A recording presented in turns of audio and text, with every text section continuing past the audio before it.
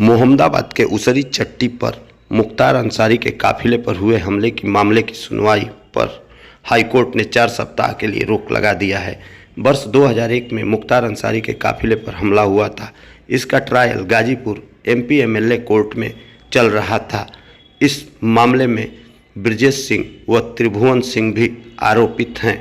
इसको लेकर मुख्तार अंसारी के बड़े भाई सांसद अफजाल अंसारी से वार्ता की गई तो उन्होंने क्या सारे केस में बचते चले आ रहे थे। इस केस का भी ट्रायल गाजीपुर में शुरू हो गया, जिसका आपने वर्णन किया है उसरी चट्टी हत्याकांड। ये 2001 में मुख्तार अंसारी की हत्या करने के उद्देश्य से ब्रजेश सिंह, त्रिभुवन सिंह और उसकी गैंग ने अटैक किया था।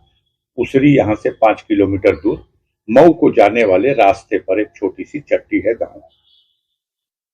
उसमें 9 इंजर्ड विटनेस जीवित हैं। घटना में कुल 3 लोग मारे भी गए थे।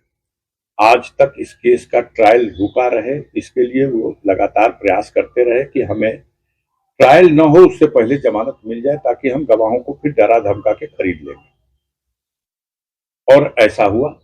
हाई कोर्ट में उनकी जमानत की अर्जी खारिज करते हुए बहुत सख्त फैसला लिखा था कि जिस मामले में 9 लोगों को गोली लगी है और जो आदमी इतने दिनों तक फरार रहा, 5 लाख का इनामिया अपराधी था, उसको कैसे जमानत दी जा सकती है। उसी में लास्ट में उन्होंने डायरेक्शन लिख दिया 1 साल में इस मुकदमे का ट्रायल पूरा कर दिया जाए। अब ब्रजेश सिंह इस ट्रायल से बचते रहे। इसका ट्रायल पहले इलाहाबाद एमपी एमएलए कोर्ट में था। इलाहाबाद एमपी एमएलए कोर्ट ने कई बार गवाह उनके कोर्ट में जब प्रस्तुत हुआ तो उसने निवेदन किया कि मुझे धमकी दी जा रही है।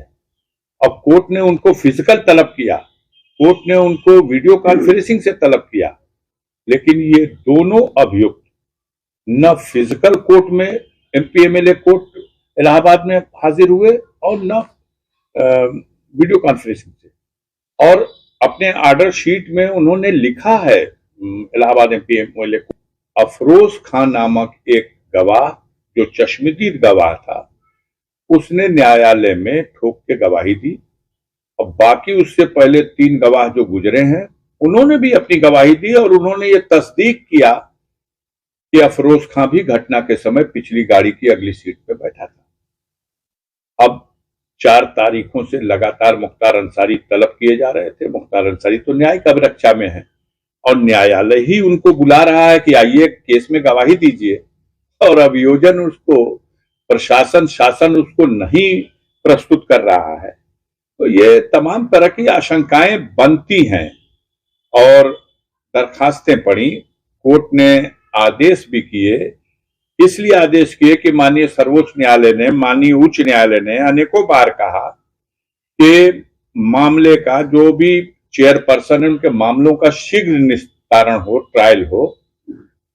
हमारा ही मामला चल रहा है, हर 5 दिन 4 दिन 6 दिन पे डेट पड़ती है और तारीख पे मैं जाता हूं। ये श्रीमान जी लोग वीडियो कॉन्फ्रेंसिंग से त्रिभुवन सिंह को पेश करने का हुक्म है, फिजिकल आना भी नहीं है कि कोई खतरे की बात है। और मन चाहता है ब्रजेश सिंह कभी आते भी हैं तो जो वीआईपी ट्रीटमेंट उनको मिलता है वो आपके कैमरे उस दृश्य को कैद करते हैं।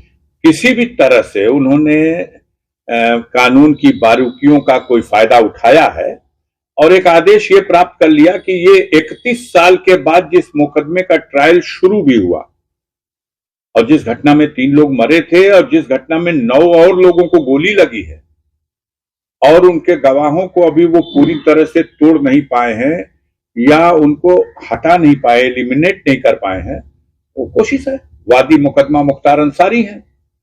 मुख्तार अंसारी के खिलाफ सारे ट्रायल होंगे, लेकिन वादी के हैसियत से मुख्तार अंसारी ब्रजेश सिंह और त्रिभुवन के खिलाफ जो मुकदमा है उसके ट्रायल में गवाही दे दें, ये कहां मंजूर है।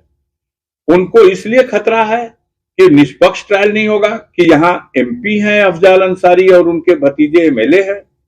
और मैं अगर कहूं कि ब्रजेश सिंह का सगा भतीजा सत्ताधारी दल से विधायक है, जिस पार्टी की सरकार है देश प्रदेश में, ये कितना न्यायालय में इस तरह की बात और बिना किसी पक्ष को सुने अपने पक्ष का ऑर्डर कराने में वो लोग सफल हो गए।